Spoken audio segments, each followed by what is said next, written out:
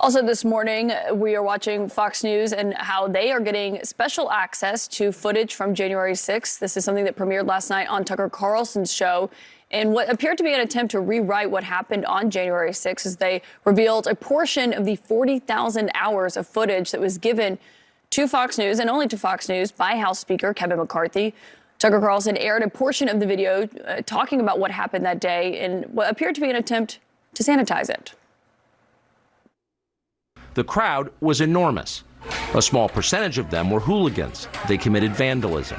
You've seen their pictures again and again. But the overwhelming majority weren't. They were peaceful, they were orderly and meek. These were not insurrectionists, they were sightseers. Footage from inside the Capitol overturns the story you've heard about January 6th. Protesters queue up in neat little lines. They give each other tours outside the Speaker's office. They take cheerful selfies and they smile. They're not destroying the Capitol. They obviously revere the Capitol. Of course, many of the people that you see in these videos here, as Poppy was just referencing, and as we've covered here at CNN, were actually charged with crimes for what happened on January 6th. 326 people were charged with assaulting, resisting, or impeding officers or employees. The Justice Department says 140 officers were assaulted that day at the Capitol. Some left with head wounds, cracked ribs, smashed spinal discs, and burns. Joining us now to talk about this is CNN media analyst and Axios media reporter Sarah Fisher. We knew this was coming. We knew that he had gotten access to this, and you've seen Kevin McCarthy say that he is trying to widely disseminate more of it. But so far, they've only given it to one outlet.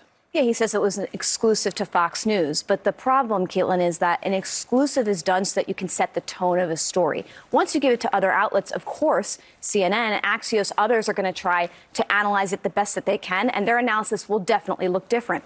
But now a narrative has been set. Don just was holding up a New York Post that shows the tour de farce. This is an example of when you give an exclusive, how the narrative is set for the next day and the next coming days. And remember, Tucker Carlson said he's going to release more footage tonight, so it's not like we're going to get that access immediately.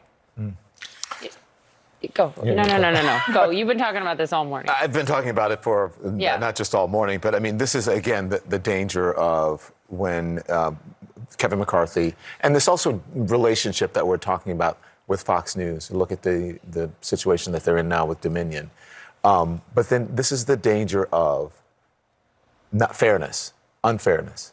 You should give it to every news organization at the same time so that they're able to, as you say, analyze it in real time, and not one, particularly, especially someone who is not considered to be a journalist, to be able to disseminate it and give his take on it. I mean, my take on it is if Kevin McCarthy thought that there was something really problematic in the way that the media writ large covered January 6th and that these tapes disproved it, you'd give it to your colleagues in Congress and you'd let them run an investigation on it. You wouldn't do an exclusive leak. But let's take a 30,000-foot view. I cover media, I cover tech. This is becoming a bigger trend. You have Elon Musk handpicking journalists that he's going to do these big doc dumps with so that they can set a narrative around what's happening there. You have Kevin McCarthy doing the same thing at Fox. This is how you create this shock and awe factor so that you can recreate the narratives that you want. It's the new tactic for people in power. So don't expect this to go away.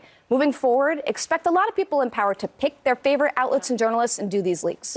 I just keep coming back to the people who died. And let's take Officer Brian Sicknick, for example. Tucker Carlson addressed him on the show last night. Let's play that and then hear from Sicknick's family. Here was Tucker. Here is surveillance footage of Sicknick walking in the Capitol after he was supposedly murdered by the mob outside.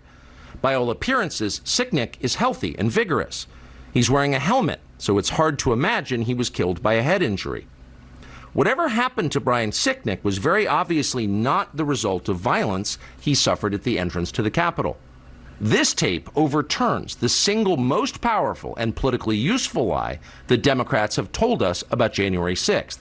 So for the Sicknick's family and on their part, they say doing things like that, it says organizations like Fox rip our wounds wide open. And just looking back at what the medical examiner said, although they said, yes, he died of natural causes, the medical examiner went on to say, quote, all that transpired, meaning on January 6th, the day before he died, quote, played a role in his condition. These are real people who died. Yeah, and trying to sanitize that day is trying to sanitize the deaths of all the people that occurred that day and all the people who maybe they didn't die, but they've suffered a lot of mental illness. They suffered a lot in the following. Think about the Capitol police officers, the Capitol Hill staff members, people even from Kevin McCarthy's own staff who were inside that building. It's tragic to watch this play out, and I hope that those tapes get released more broadly so that the media can cover what really happened factually moving forward. Also, I think it's worth pointing out that when you see what they're talking about, what you see on the footage of how the Capitol police officers are acting that day, is that a lot of them testified they felt like they couldn't really engage in a certain way with the rioters because they were outnumbered. They were so greatly outnumbered that they were worried about escalating it. So when they try to say, oh, well, they're just walking them through, they're doing this, that was actually their testimony. We'll see what footage. Can I just read this, please? I'm sorry. Every time the pain of that day seems to have ebbed a bit, organizations like Fox rip our wounds wide open again, and we are frankly sick of it. That's from the Sicknick.